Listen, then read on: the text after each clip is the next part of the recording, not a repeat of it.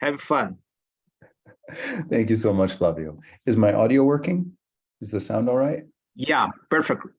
Okay. Now, second check. Do you see a bomb? An image, a picture of a bomb? Is it Yes. working? Okay. Then maybe the screen share is working. Thank you so much. It's my honor to be here. Greetings from me, from Joe Justice. I teach the Ultimate Agile series from beginner to advanced. The course is beyond what most people consider agile because it's not just software. It includes all the business and not only the software groups. I started calling it agile hardware, but then hardware people would come and they didn't know it was also for software, but it's the entire company. So I used the DX term, which is popular in Japan, DX short for digital transformation. The course is JoeDX for digital transformation. And it looks like this. There are 12 steps of what I think I learned when I was operating Agile at Tesla, when I was working for Elon Musk. And I'd like to give an overview of it here. Now, this is a course that's 8 to 12 hours long, depending on if there's lunch breaks and what time zone it's done. So we can't do every detail of it, but I can give an overview of the whole thing, I think, and go deep into one part, which I hope is a useful part for everyone in the audience and everyone watching the recording later. First, I'll track the course similarly to how a lot of the work was organized in Tesla, with a simple Kanban, very few columns. Many teams only had a doing column. The backlog or the to-do list changed so rapidly, there wasn't any prepared backlog, right? It was just what's work in process. And when it's done, it's done. There's no tracking of it for most groups.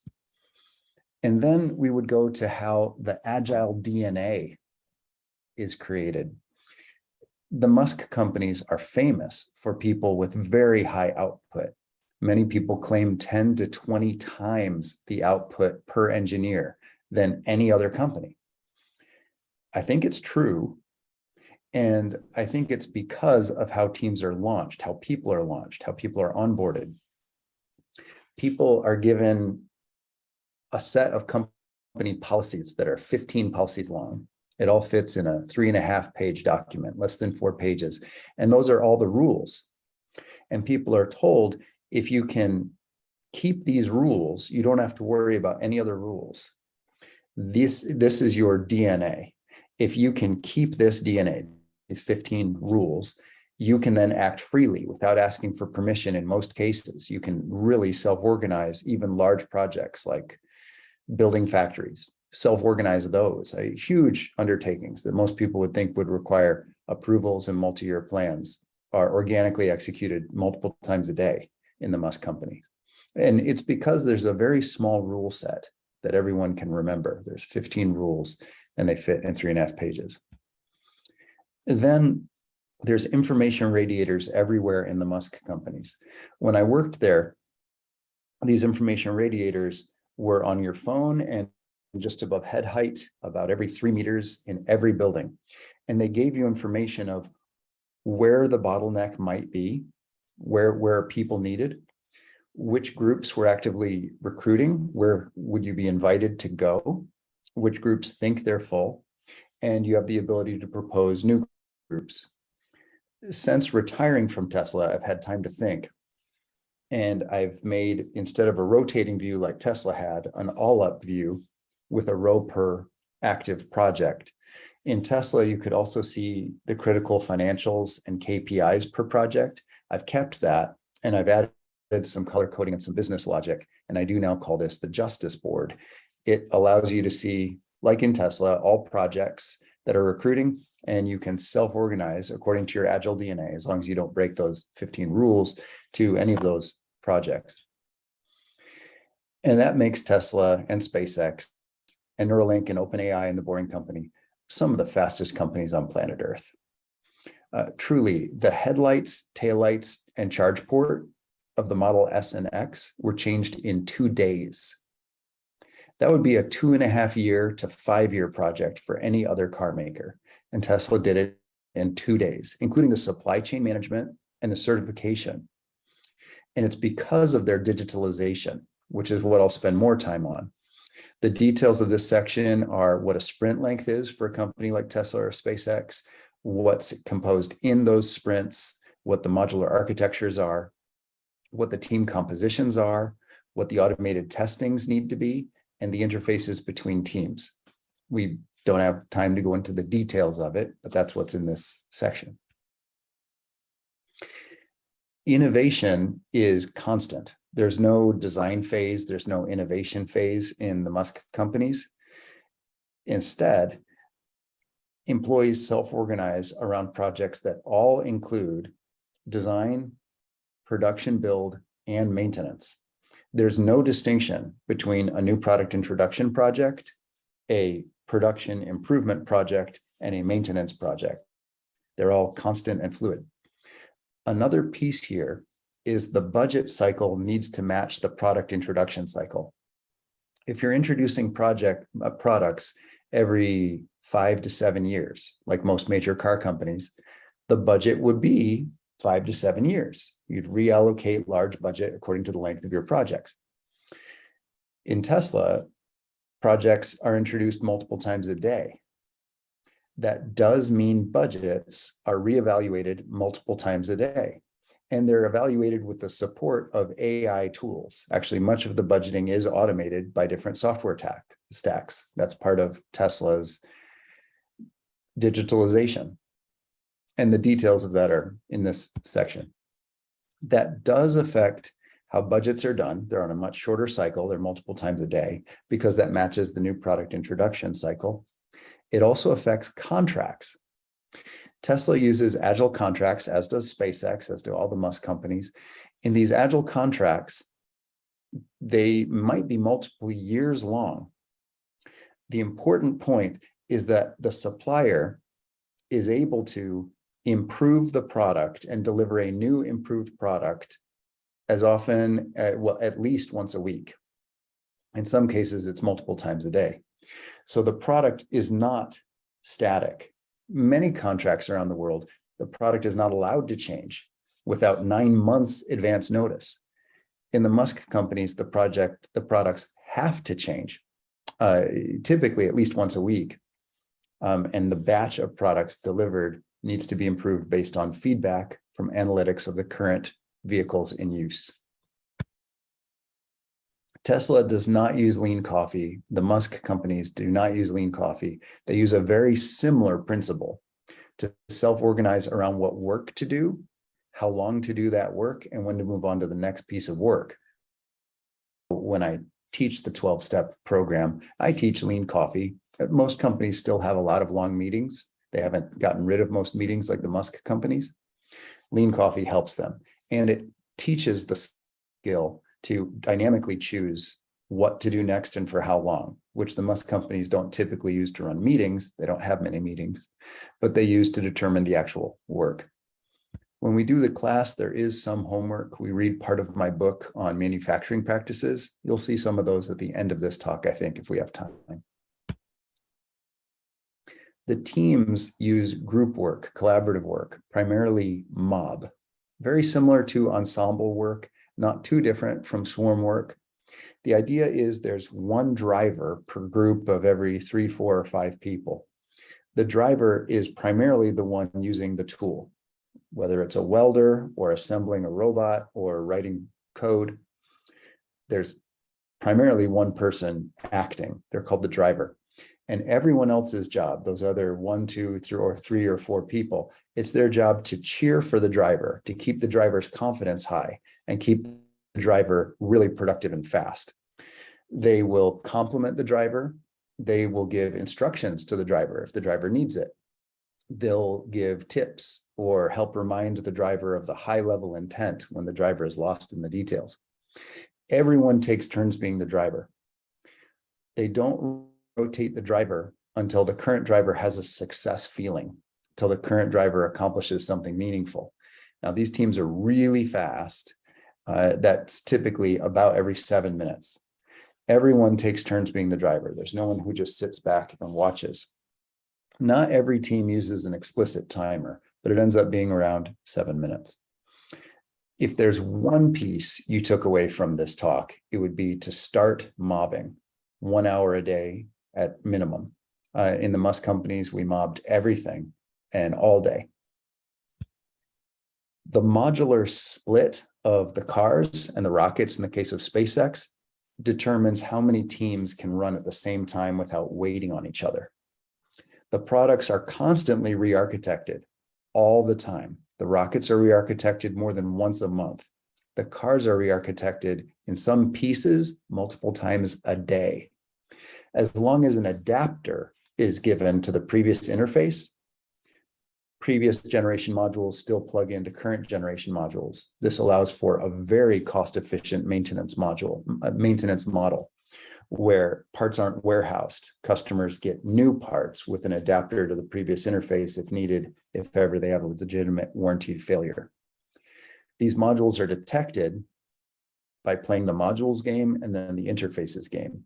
In the longer version of the JoeDX course, we will play those games. And that takes us to the topic I do want to go deeper into in the time we have: digital self-management. I'll try to zoom in here. Let's see if I can. Yeah, looks like it. Any approval that waits for a manager is automated by software. This software has largely replaced management. This software is called digital self-management and allows nearly 100% of staff to be an engineer, directly improving the products every day. This improves financial efficiency. Replacing human decision points with apps is the digital backbone of a modern company and fundamentally determines the speed of product development and response. Digital self-management means saying, why would we ever ask a human to decide this? And being honest.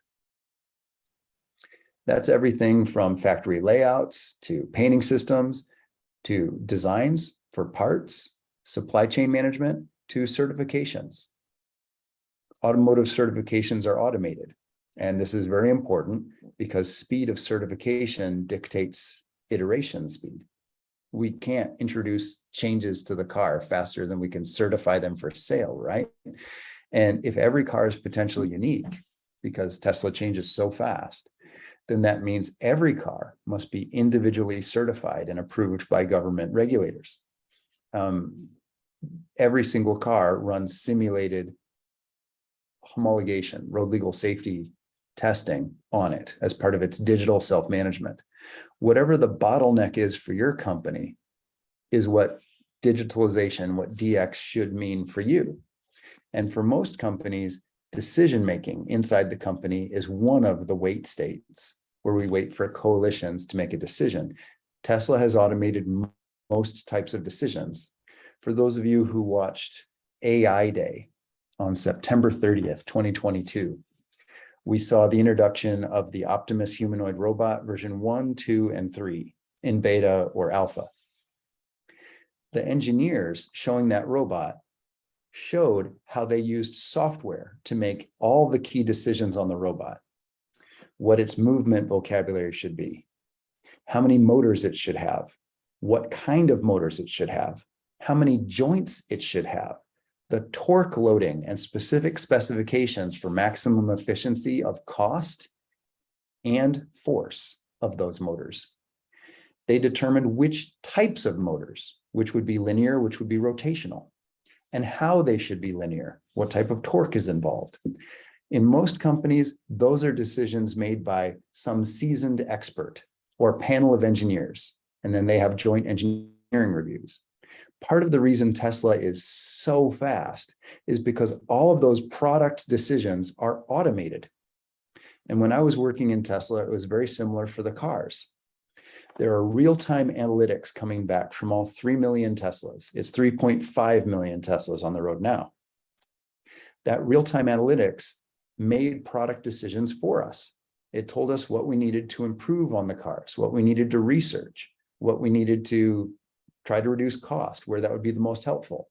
Those weren't human-made decisions. That's simply too slow for a company like Tesla, for this level of DX, this level of digitalization. which fundamentally determines speed. Now, humans are involved. Humans are involved in deciding, is Tesla a new energy company, a company that's attempting to transition the world from sustainable energy to sustainable energy, or would Tesla get into making candy? Those are human decisions. Once the overall mission of the company is decided by humans, software is built as rapidly as possible to quickly make the type of engineering decisions needed to make legal, fast, and efficient products and improve them. I'll go below the JoeDX board here to go a little deeper into digital self-management. In the Musk companies, managers rotate multiple times per day. There are managers in the company, human managers, but who it is not very important. They rotate multiple times a day. Manager training is available to anyone via apps on their phones. Advanced companies like Tesla do not use many roles or titles anymore. Instead, the teams self-organize around projects and share the responsibilities. Governments require some roles, like a health and safety officer and plant manager. Tesla employees rotate through who is playing these roles, sometimes changing more than once in a week or even in a day.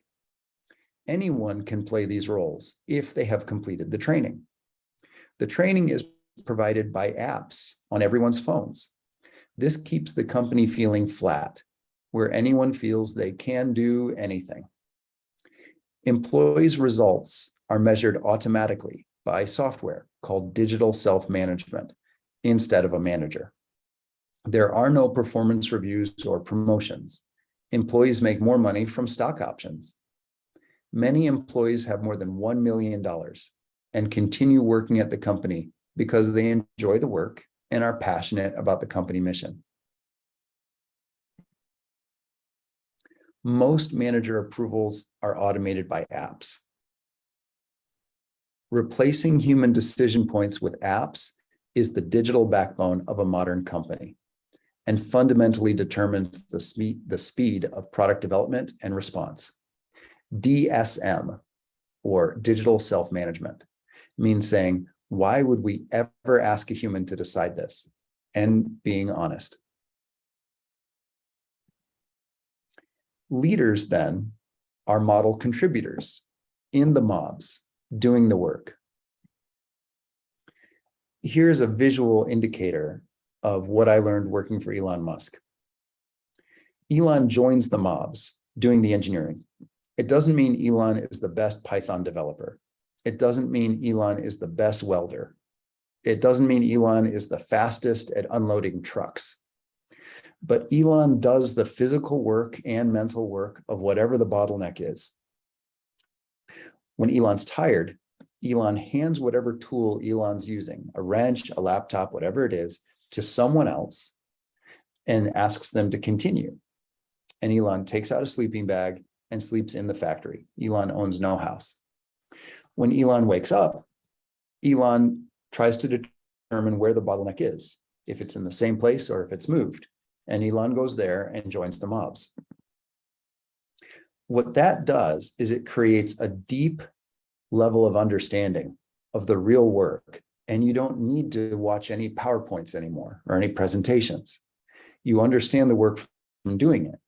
And by going to wherever the bottleneck is, you see many different areas of all of the companies. And this is what's created the famous cross-functional knowledge that Elon has. And I'll say it's not only Elon.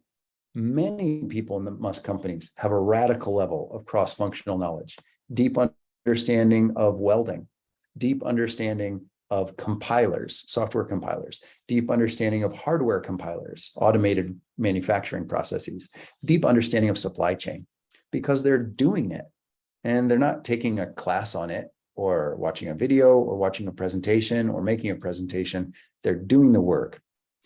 The next part is that by handing your tool to someone else, whenever you do tag out, you know the work is going to continue without you. This prevents anything waiting on just one person, waiting for you. What makes all of this work and not be chaos is the digital self-management, the digital quick feedback loops that makes working in this company feel like you're playing a video game. You have light up rainbow displays to tell you if the AI algorithms think you're doing a good job or not a great job. There's Tesla AI, Tesla Vision, and Auto Labeler running on your work and on everyone's work. And it doesn't go to someone sitting at a desk who judges you. It goes back to you. Like when you're playing a video game and you get feedback if you did something good in the game or something not good in the game. That's how you improve yourself in the Musk company. And that makes it very easy to join mobs for many different types of work and learn the work by doing. Also, because the work is group work, typically at least one person in a group, in a mob, is familiar with the work and can give you detailed instruction if you need it as you're working. Ted Malaska from SpaceX wrote on LinkedIn, "Someone from my old company interviewed today at SpaceX. They asked, what are the major differences between the two companies? Here was my answer. You know all those product managers, project managers, agile managers, and architects? Yeah, we don't have those. You know all those politics, product increment planning, telephone games, and long debates about nothing? Yeah, we don't have those. In short, we trust engineers and put them in front of the problem. The result is about 10 to 20 times more output per engineer, more ownership, and an increased feeling of meaning as the work is directly related to the outcome. Oh yeah, and we are going to Mars instead of optimizing for taking money from people. So there's that. Something that is also important to the Musk companies is they're mission-driven. SpaceX's mission is to expand consciousness out among the stars. And they do that by focusing very tightly on reducing cost per kilogram into low Earth orbit. Tesla is focused on transitioning the world to sustainable energy. And they're currently tightly focused on making the most desirable car ever at an attainable, they hope, price, and reducing the cost per kilometer driven electrically under sustainable energy and providing solar and battery backup infrastructure to power that. The fact that you're working not just to make an investor rich or a board member rich or an owner rich or the owning family rich, and instead you're working to a mission that you care about, and no one is getting rich except you, only the owners are, and every employee has stock options. That keeps the work feeling important and meaningful and not corrupt. Then the digital self-management feels like an honest video game and not a manipulation.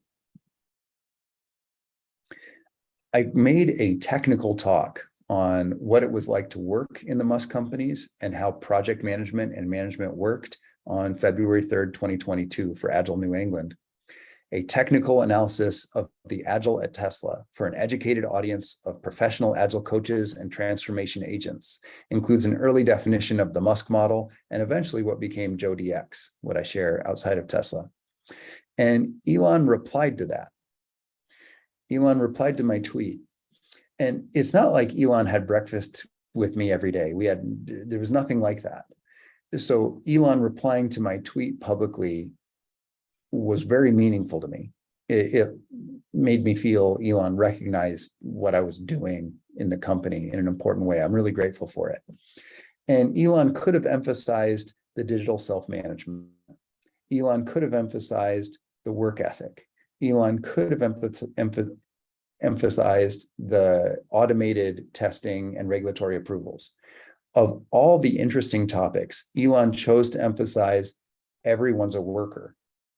Elon writes, everyone eats the same food, uses the same restrooms, etc. No executive chef or other ivory tower stuff. There should not be this worker versus management two-class system. Everyone is a worker. And that is what I experienced in the Musk companies. I think in most companies, if they were flat, it would make chaos. But the Musk companies have digital self-management. And they have what I now call the Justice Board, the list of projects that you can self-organize to join. And you can propose new projects through an app on your phone. That digital backbone to the company makes it so you can be flat. Yes, Elon decides the overall mission, transition the world to sustainable energy. But then DSM lets you self-manage and makes most of the decisions for us after that point, letting us all execute mostly on creative problem solving towards that mission. Because of DSM, it's not chaos to have very high decision-making rights per employee, because we have near immediate feedback loops on the quality and speed of our work. So how to be Elon Musk? Generate as much working capital as you can. Use 100% of it to execute on your mission. Work 12 hours a day with anyone who will work with you. Own no house, sleep in the factory. I'm not sure all of us are ready to be Elon Musk, but at least now you know the recipe if you wanted to. Elon said, my proceeds from PayPal were $180 million US. I put $100 million US in SpaceX, 70 million US in Tesla, and 10 million US in Solar City. I had to borrow money for rent. Well, now you see how to be Elon Musk. Then how to scale it, I think, is to make this digital backbone, this DX, the digital transformation for the company. So what would you do next in your company? Well, I'd recommend you pick a pilot project somewhere where you can start digitalizing some of the decisions, maybe even one, like vacation time. Is it okay to take vacation time? Can we ask an app that instead of waiting on a human? And then create an actions list of executive support that would help this pilot be successful in its new DX digitalized mission. Then make the transformation visible on your justice board. Create a justice board of those pilots that people could self-organize between, and try to give them digital rapid feedback on their progress and capability and quality on their board. Also, try to show expenses so people know what's financially efficient and they can start making evidence-based decisions about funding. And then you're ready to graduate. Maybe you're now credentialed in JoeDX. If you've gotten all the way through here and all the detail, maybe you're ready to do this in your own company, in your own studies, in your own life, or in your parent company. Now, there are two other modules. I'd like to at least mention them before we have Q&A. One is extreme manufacturing, the 11 principles that let you have new designs reach production daily or even multiple times a day and have them produced with quality and meeting legal standards and legal certifications. There's 11 practices for that, to actually physically produce parts with new designs multiple times a day. And last, open space technology. This is more clear on how teams would self-organize once you have a visible list of projects. Once you have your justice board, you would use the law of mobility. You would actually use the butterfly role and the bumblebee role to talk about how people move around. You'd talk about the rules of open space and organize accordingly. And instead of talking only in these sessions, you'd mob to solve problems in each of these sessions. And we would propose new sessions and pull from the justice board each of these sessions. The justice board, in this case, is very much like the agenda in an open space conference. And the company runs this way, with people self-assigning every day. I don't think you have to have self-assignment to work this fast. I don't think you have to have radical levels of empowerment to work this fast, but you certainly can. That's what I experienced in the Musk companies, and it worked. But I don't think it would have worked without the digitalization first. I think that's the key enabler, the DX. Thanks for looking at JoeDX with me. Now, with that, I'd like to see if there's any questions from anybody here or comments. I'm ready to learn. Yeah, please let me know. First of all, congratulations, fantastic. Many good insights, like mission driven, everyone is a worker, automation and speed is the focus on the company. So many questions. I don't know, Joe, if you have time to answer all the questions. Has one here that I want to put. I believe you already answered, but where is the human factor here? It seems people are treated as robots. It's not but was the question here, please? Yeah, humans are for creative problem solving. So you get to do creative work all the time. Automation is for everything else. Okay. The other thing is how failures are treated in that environment. Failure is inevitable. I mean, the physics concept, the scientific concept is we're all wrong, and we aim to be less wrong. And Elon says regularly, Elon will say, I am wrong. Elon will say, we are all wrong. The goal is to become less wrong over time as quickly as we can. So failure is inevitable because we are all wrong, right? The idea is that we don't go bankrupt in the meantime, and we create more value than there was before in the meantime, which is part of being less wrong. Now, to be more clear to that question, failure is, as long as we tried to avoid failure, as long as we were acting with good intent and testing throughout, failure is completely accepted. There's no issue with it at all. SpaceX blows up rockets regularly in test, not with customer cargo. Tesla internally has failed prototypes constantly, not on customers sold cars. Failure in safe zones is perfectly welcome all the time. You wouldn't even be reprimanded. But if you intentionally wasted company resources, people would talk to you about it. And if they found you were a bad actor, they would remove you from the company. If you were truly, sabotaging the company, you'd be removed. Perfect.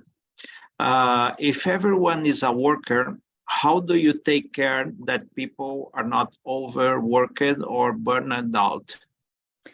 In the Musk companies, you work 12 hours a day, 3 days a week. So you have a 36-hour work week, and then you have 4 days off.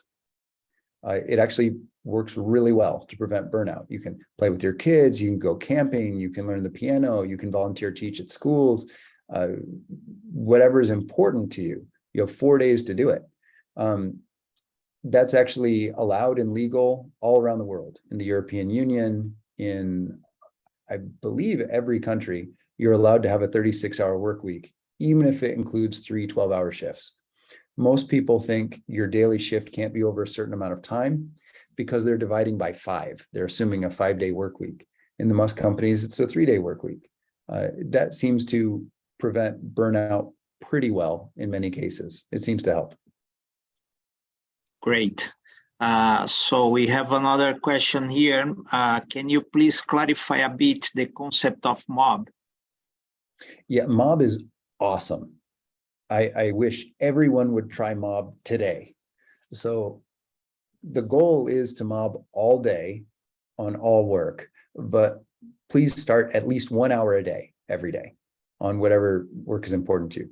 Again, the idea is there's one driver and everyone else, 2, 3, 4 other people, cheer for the driver and do whatever they need to make the driver feel successful and high confidence.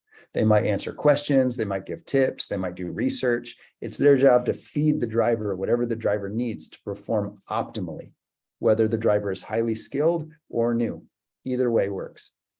And you rotate the driver. Everyone takes turns. No one doesn't drive. For a lot more information on mob, I'd recommend the Mob Mentality podcast. It's awesome. I'd recommend my YouTube channel. JoeDX 0 on YouTube has mob videos, some translated in multiple languages. And any of my courses, any of the Agile Business Institute courses, we do mob level 1, 2, and 3, depending on the level of the course. Great. The last question, Joe, unfortunately, I rewatched your presentation several times as I did in the previous ones. What would a 100-year or an old company suggestion for you to increase their speed of innovation and to make the transformation? Because Tesla and the other companies that you are working on, the transformation had a journey. But they started in a different level of maturity comparing with traditional companies. So what is your suggestion for who are traveling this journey? For companies with a long history, and they have a lot of policies, it seems what makes this work, part of what makes this work, is reducing the number of policies. And that's hard to do in most companies. So if it's difficult to reduce the number of policies to 15 is the goal, right? So employees know all the policies. If it's difficult to reduce the number of policies, you probably want to start a new agile company and attempt to limit the number of policies and start investing in that new agile company and build up its DX, its digitalization. Now, a lot of companies, the number of policies grows over time. When it gets more than 15 policies, which is not many, if you can't stop it, create the next agile company. And this is part of why there's a separate SpaceX from Tesla, from the Boring Company, from OpenAI, from Neuralink, is so there's a small set of policies per company. They're compartmentalized. So I'd recommend you create an agile company and fund it. Or if you can, reduce the number of policies and add digitalization in your current company. For more information on that, we go to the executive class, where we play the game of converting your 100, 150-year-old company to agile, step by step by step. So amazing, amazing, amazing. Thank you very much, Joe. Unfortunately, we will not have time to answer all the questions. Many good questions here. Again, thank you. You are an inspiration for us, and I hope you enjoyed your time with us. Thank you very much. Thank you so much. You can find me at abi-agile.com. I'm at JoeJustice on Twitter. I'd be happy to LinkedIn or Facebook or Zing with any of you. I'm Joe Justice on those platforms. Thank you, everybody. Have an amazing session.